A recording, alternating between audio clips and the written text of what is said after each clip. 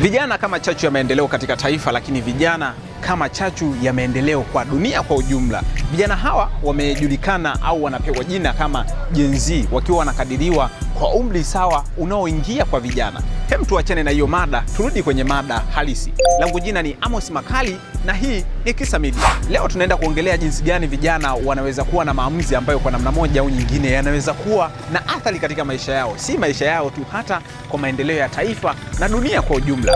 Vijana wamejikuta wakifanya maamuzi ambayo maamuzi hayo hawajui nini chanzo chake au hawajui athari zake pindi wanapokuwa wakifanya. Kuna maamuzi ambayo au kuna vyanzo vya kufanya maamuzi ambayo yamewapelekea hata kuwatolea uhai, wengi wao wakiwa wameingia hadi kwenye wivu wa kimapenzi na kupelekea kupoteza maisha. Tuongee na vijana, wanatuambia nini kuhusiana na maamuzi yao ambayo kwa namna moja au nyingine yanaleta athari moja kwa moja katika maisha yao. Vijana wengi kwa sasa hivi tumejikuta tukijiingiza katika changamoto mbalimbali kutokana na michezo mingi, kama vile watu wengi wao wanapenda kubeti kwa sasa hivi. Betting, mtu anaweza kafeli betting na ikapelekea yeye kuchukua maamuzi ya kujiua, na anapojiua anapelekea madhara kwa familia yake, inapelekea kudumaza kipato au kudumaza maendeleo ya familia yake, na katika taifa pia inaathiri kwa asilimia kubwa, kutokana na kwamba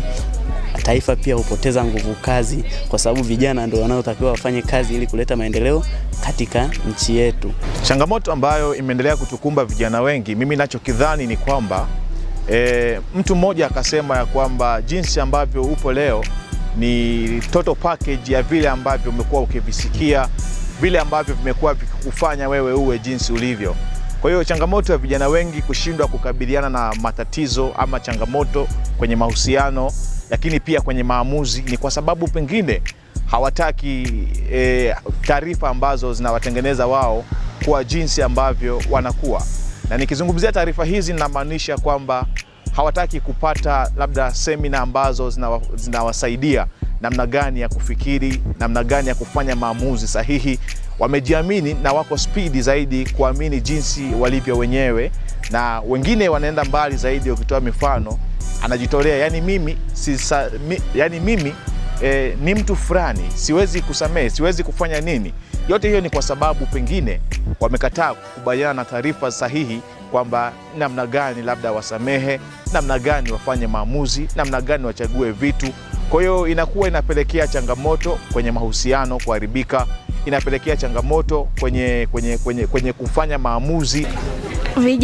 Vijana kuamua maamuzi mabaya au kuchukua hatua ya kufanya kitu kibaya, kwa mfano kujiua, inaweza kupelekea athari ya kupoteza nguvu kazi ya taifa, kwa sababu kwa kiasi kikubwa vijana ndio wanachangia maendeleo ya taifa na nchi kwa ujumla. Nadhani umewasikia vijana wengi ambao wamezungumza kuhusiana na jambo hili, lakini je, vijana hawa sasa wanakabiliana vipi na kuepukana na haya maamuzi ambayo kwa namna moja au nyingine yanaweza kuleta athari kwenye maisha yao na maendeleo ya taifa au dunia kwa ujumla?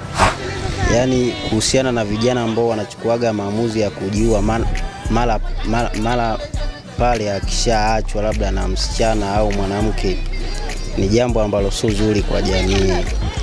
Kwa hiyo kijana anatakiwa aepuke hiyo zana potofu, kwamba kwenye maisha inabidi ya focus kwanza kwenye kutafuta maisha, achane na zana potofu za kujiua labda akishaachwa na mdada. Anatakiwa focus kwenye kutafuta maisha, kwa sababu wanawake wapo, ukishapata maisha wanawake watakuja wenyewe. Kwa hiyo na washauri kama kijana watafute kwanza maisha, focus na mambo ya msingi. Hayo mambo ya wasichana wanawake ni ya kawaida tu, ni kuongezea, au wapo tu siku zote wanapatikana. Mimi nadhani vijana wanatakiwa wapewe uthamani wa kupewa vipaumbele vya kusikilizwa pale wanapoenda kufanya maamuzi yao, ili wasiweze kufanya maamuzi magumu.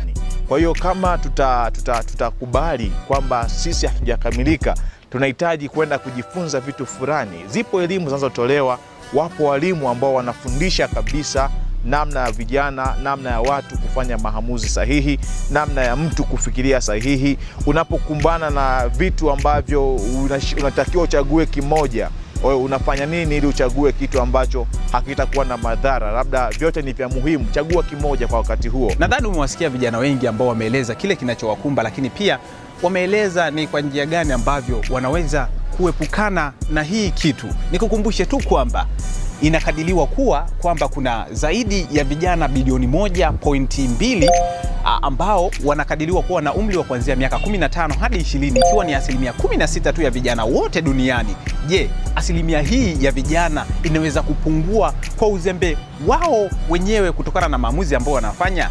Langu jina ni Amos Makali, najulikana kama Presenter Amos, na hii ni Kisa Media.